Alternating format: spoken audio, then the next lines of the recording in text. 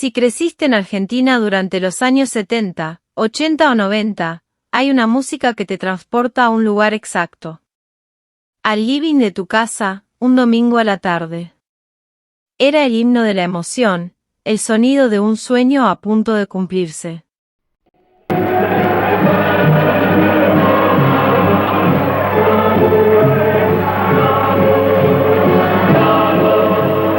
Muy buenas tardes, juventud.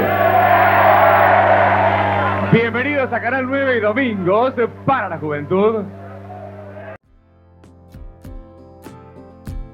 Durante más de 25 años, Feliz Domingo fue mucho más que un programa de televisión.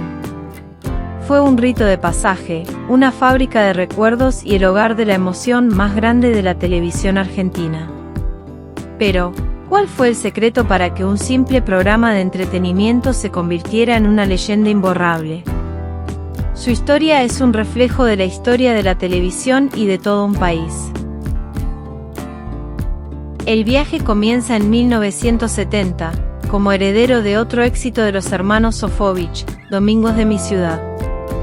Su primer conductor, y esto es un dato que muchos olvidan, no fue Silvio Soldán, sino el gran Orlando Marconi.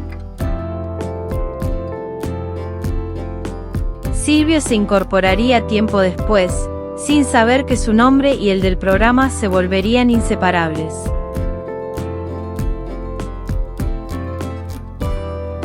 El ciclo era una verdadera maratón en vivo que podía extenderse por más de 10 horas, una superproducción para la época que contaba incluso con una orquesta en vivo, dirigida por el maestro Eddie Pequenino. Su historia también es un espejo de la historia argentina. Durante la última dictadura militar, una disposición prohibió los programas en vivo de más de 3 horas, obligándolo a grabarse y a cortarse.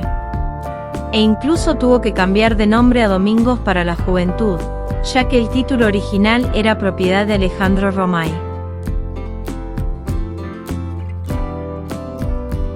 Pero el corazón de Feliz Domingo eran sus prendas.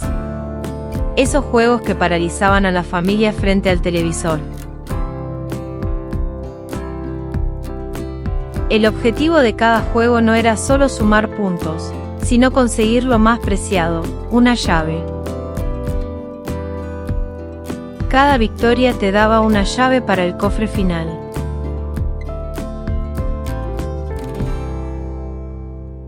Estaba el tenso Yo sé, donde el silencio era total.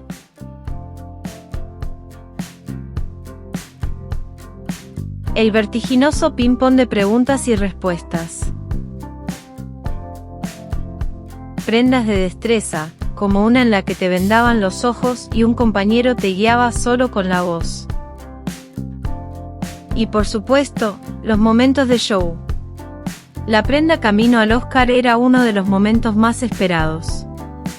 Semanas de ensayo en el colegio para recrear coreografías de éxitos musicales del cine.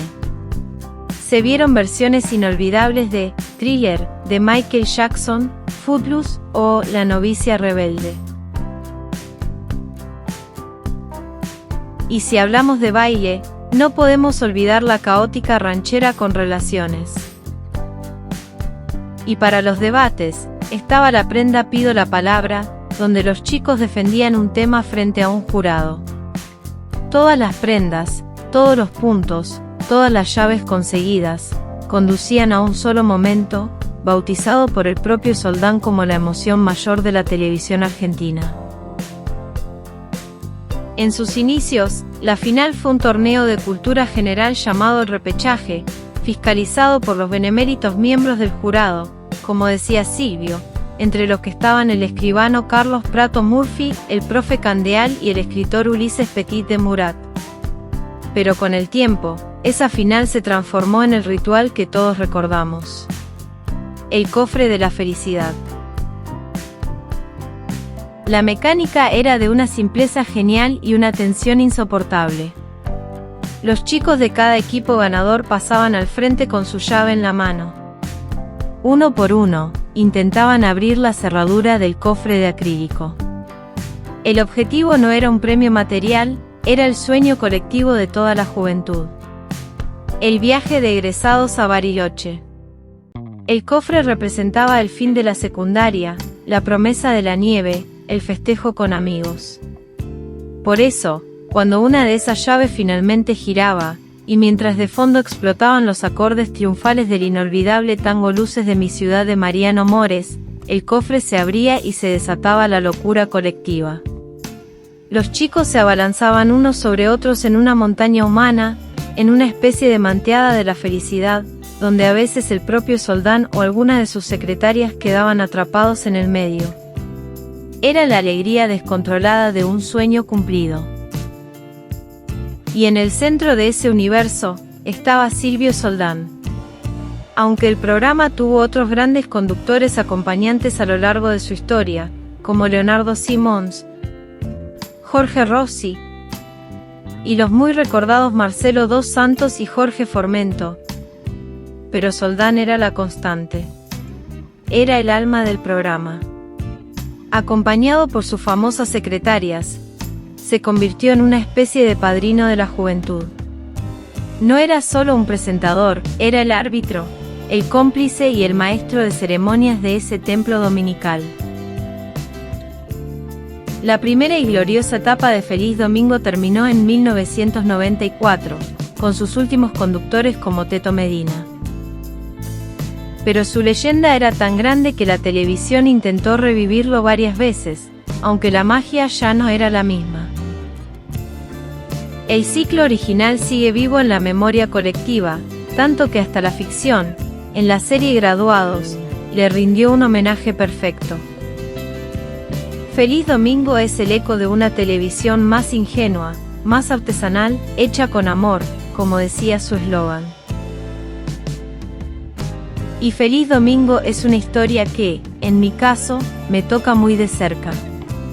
Yo fui a participar con mi colegio en el año 1994. Recuerdo los nervios, la tribuna, las luces, y la alegría inmensa cuando ganamos con la prenda Pido la Palabra. Tuvimos nuestra llave en la mano, una de las últimas. Pero la suerte se decidió rápido ese día. Uno de los primeros colegios en probar encontró la llave correcta y abrió el cofre. Me acuerdo del estallido, de la alegría de ellos y nuestra pequeña desazón al ver el sueño terminarse casi antes de empezar. Pero más allá del resultado, fue muy divertido.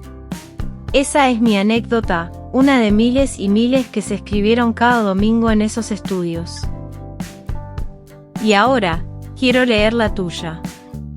Me encantaría que uses los comentarios para contarme. ¿Fuiste a Feliz Domingo? ¿En qué año? ¿Con qué colegio? ¿Ganaste alguna prenda? Y la pregunta del millón. ¿Alguno de ustedes, o algún conocido, ganó el viaje a Bariloche? Dejen sus historias abajo, que las voy a estar leyendo a todas. Y perdón por la voz, se me rompió el micro. Como diría el negro Olmedo, éramos tan pobres. Ahora sí, les mando un abrazo grande y nos vemos en el próximo Eco del Pasado.